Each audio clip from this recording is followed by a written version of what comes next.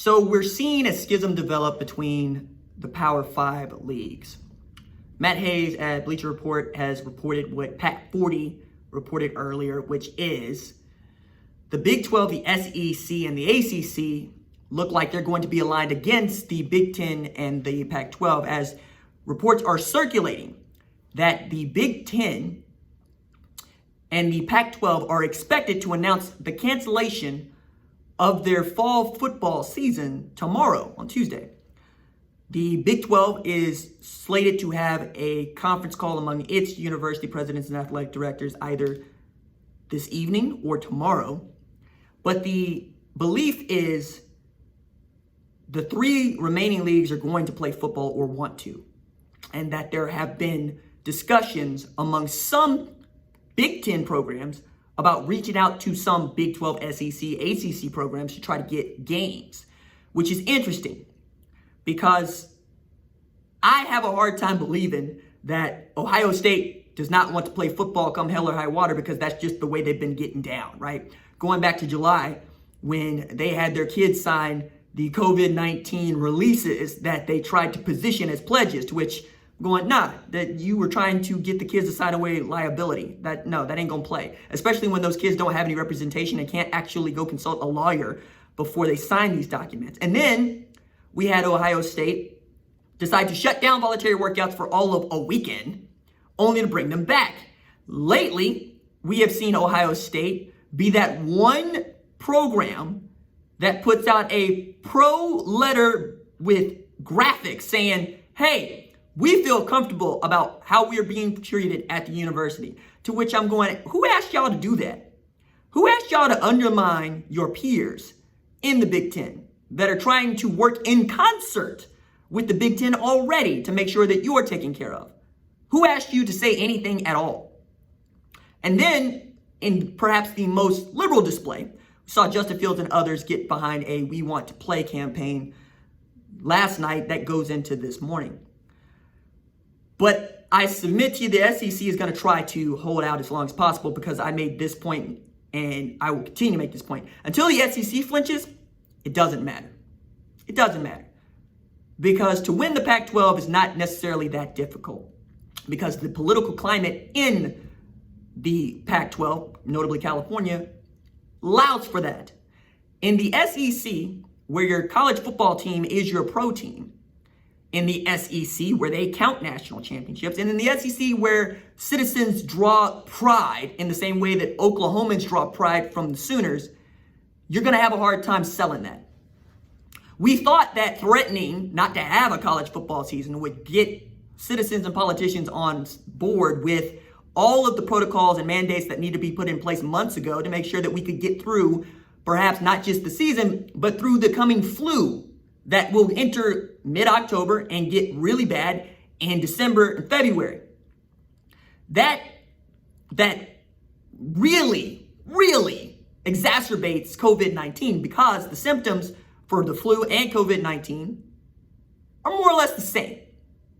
So differentiating whether or not you have the flu or COVID-19 is going to be an even bigger undertaking for hospitals and healthcare workers as we get more toward winter.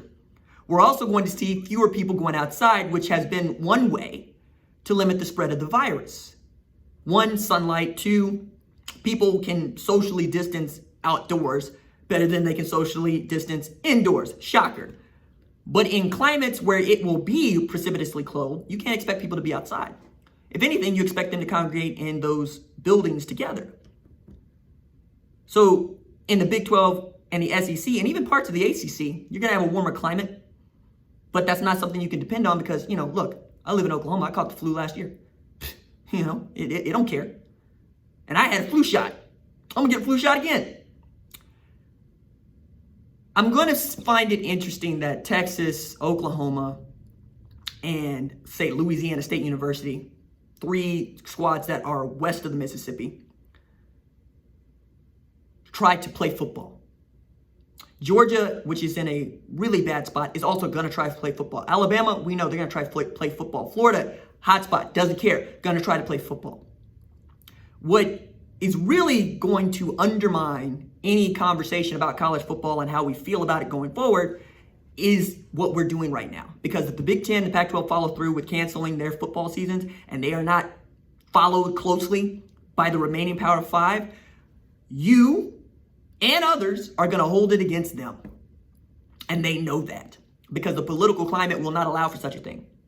I mean, in the before times, we would talk about the college football playoff selection and how nobody wants to see Oklahoma get back into the playoff because each time they get in, they get beat down in the semifinal.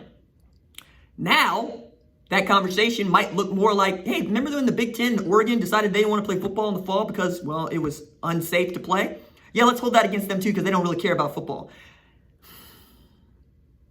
Yo, man, not only do they care about football, they care about football so much that they don't want to see anything catastrophic happen to their football players.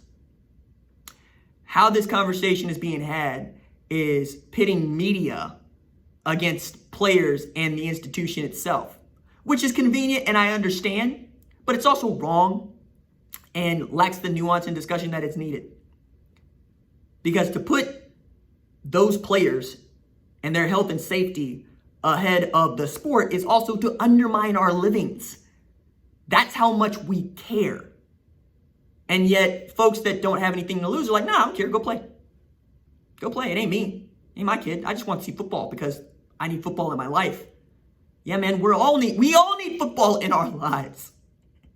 And yet, we don't have enough humanity to just stop and think about what we're asking the kids and these coaches to do. Coaches, very least, get paid. But like when North Carolina reported 37 positive tests in July, first thing I thought was, how is Mac Brown? Is he okay? Because Mac is very much in the target demographic for this virus.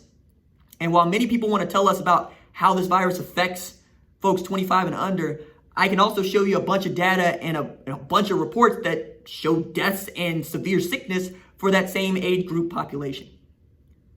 We have college football folks on the we need to play side saying, hey, these kids are getting better health care at the university than they would at home. Okay, the football players are. What about the student body they got to go to school with? What are you doing for them?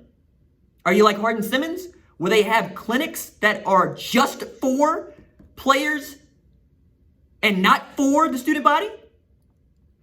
No? Okay.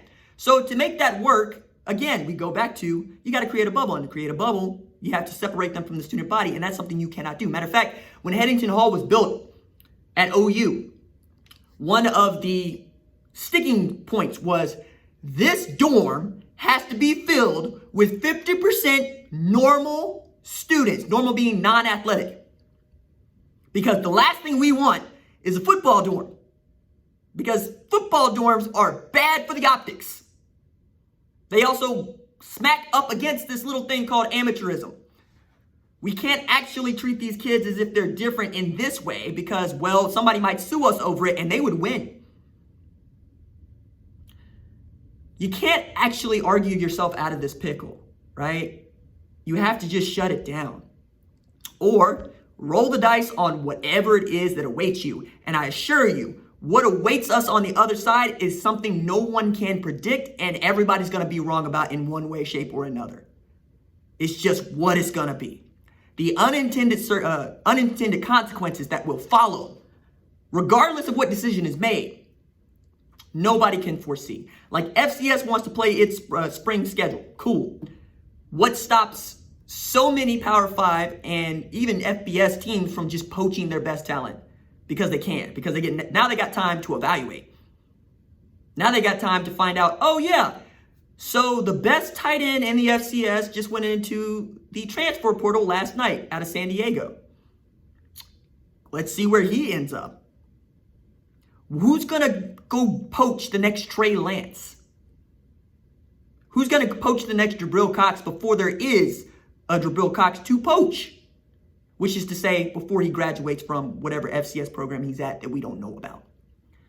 What are we going to learn about the transfer portal? How are you going to actually litigate eligibility? Which is another tremendous sticking point. And yet for the players, nobody has anything to say except nobody's made any decisions. Meanwhile, 3 versus 2, 3 that want to play today, 2 that want to wait until the spring. And in the short term, sure, whoever plays football, probably going to win. In the long term, people that take advantage of other people usually go down in history as the bad guys. We tell the kids to leave their legacy. What legacy are you leaving today? Did you just go try to make a buck and put people in harm's way? Because we remember people doing that too. Or did you actually do your job? Create yourself as a shield for all these players and coaches and say, hey, I made a decision. I decided we're not playing football. Come after me. That's what CEOs do. And as Draper continues to say, that is what the money's for.